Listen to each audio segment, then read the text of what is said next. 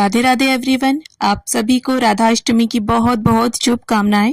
तो आज की इस वीडियो में मैं आप सभी को राधा अष्टमी के व्रत की बहुत ही सरल पूजा विधि बताऊंगी।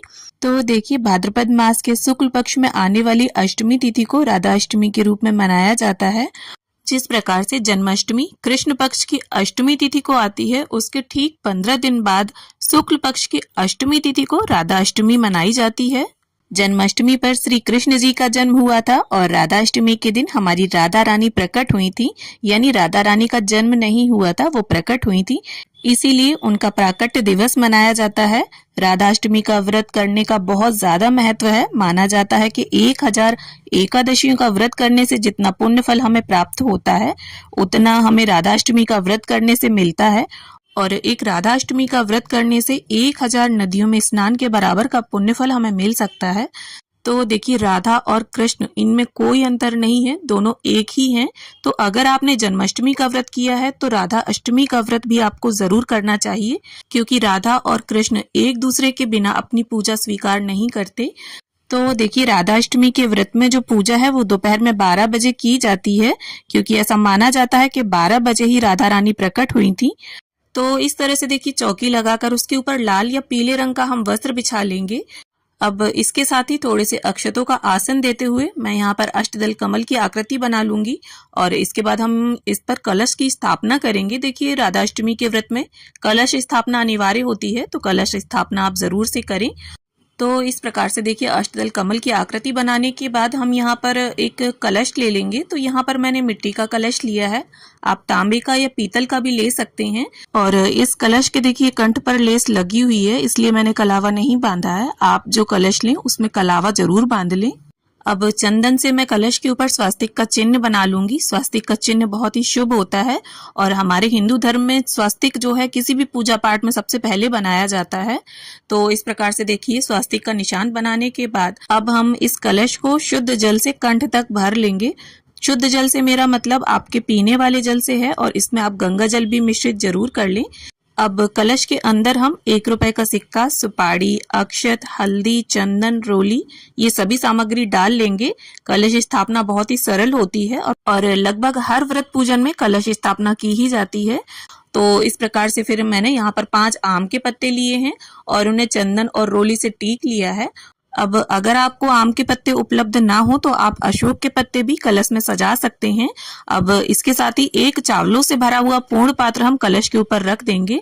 अब हमें एक शुद्ध देसी घी का दीपक लेना है और इस प्रकार से देखिए, पूर्ण पात्र के ऊपर उसे हम रख देंगे। तो यहाँ पर मैं दीप कलश की स्थापना करूंगी। अब साथ ही देखिए, अक्षतों का आसन देते हुए हम गणपति जी की भी स्थापना कर लेंगे। देखिए, अगर आप गणपति जी की स्थापना ना करना चाहें तो कलश में वैसे भी सभी देवी देवता विद्यमान रहते हैं, तो आप गणपति जी का स्मरण करते हुए इस पूजन को कर सकते हैं। अब देखिए, अक्षतों का आसन मैंने दे दिया है यहाँ पर और यहाँ पर देखिए श्री कृष्ण और राधा रानी की फोटो है मेरे पास।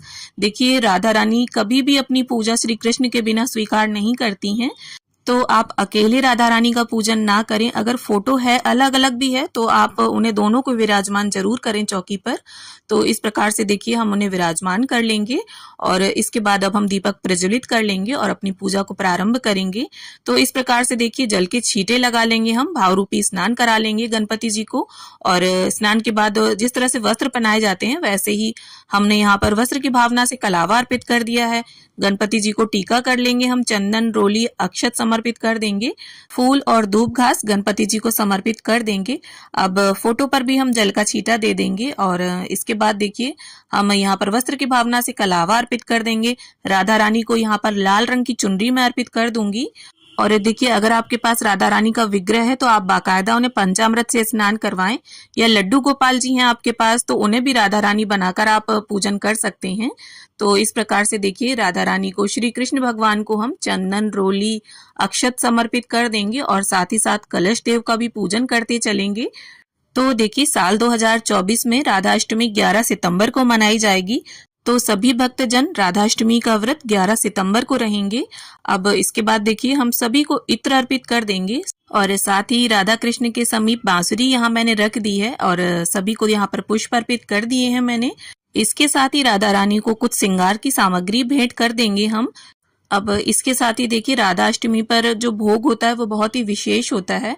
जिस तरह से जन्माष्टमी पर धनिया पंजीरी, आटे की पंजीरी, पंचामृत ये सभी वस्तुएं बनाई जाती हैं, वैसे ही राधा अष्टमी पर अरबी की सब्जी का भोग जरूर लगाया जाता है। आप अरबी की कोई भी चीज का भोग लगा दें, राधा रानी को अरबी अत्यंत प्रिय है।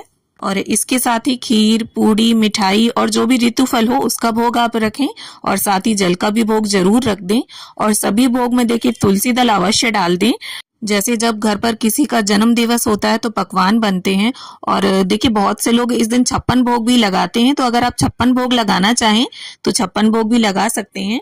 अब देखिए अपने यथा सामर्थ्य आप कुछ रुपए लें और उनसे हमारी राधा रानी की, भगवान श्री कृष्ण की न्यौछावर कर लें इस तरह से 7 बार। और अगर आपके पास राधा रानी का विग्रह है तो इन पैसों से उनके लिए कुछ भी लेकर आप आ जाएं। और अगर विग्रह ना हो तो आप इन पैसों को दान भी कर सकते हैं। अब एक लोटा जल हमें रख लेना है और सीधे हाथ में थोड़े से पुष्प या अक्षत लेकर हम राधा अष्टमी के व्रत की कथा पढ़ लेंगे या सुन लेंगे।